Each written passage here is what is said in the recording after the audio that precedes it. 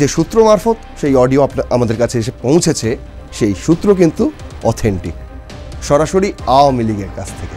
হ্যাঁ, আমাকে মৃত্যুদণ্ড দিয়েছে, আমি পরোয়া করি না।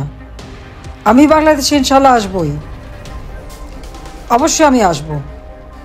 আর তাদের মৃত্যুদণ্ড, তাদের ফাঁসির দড়ি কত শক্ত বা কত বুলেট আছে সেটা নিশ্চয়ই যাচাই করব। আওয়ামী লীগ থেকে সূত্রের খবর যে 16ই ডিসেম্বর একটা বড় দিন, সেই দিনের আগেই বাংলাদেশে মাটিতে পা রাখতে চলেছেন শেখ হাসিনা। ওরা কারা যে মৃত্যুদণ্ড দেয়? ওরা তো অবৈধভাবে ক্ষমতা দখলকারী। বলছিলাম না যে ডক্টর মোহাম্মদ ইউনূস তিনি এখন আওয়ামী লীগকে সরানোর জন্য বিএনপি, জামায়াতে, এনসিপি যে যখন যে দিক দিয়ে এসে যা বলে তিনি সব মেনে নেন। খুশি করতে হবে না সবাইকে। আল্লাহর ইচ্ছায় তিনি বেঁচে রয়েছেন, কারণ তার হাতেই তার বাবা মা ভাই, তাদের বিচার হবে।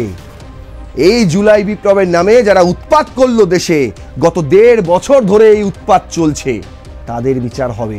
বাংলাদেশে ফিরছেন হাসিনা, এটা কি আপনাদের জন্য, ডক্টর মোহাম্মদ ইউনূস, নাহিদ ইসলাম, সার্জিস এদের জন্য বলছি, বিএনপি, জামায়াতে, যে আপনাদের জন্য এটা কি সুখবর, না আপনাদের জন্য এটা একটা দুঃসংবাদ?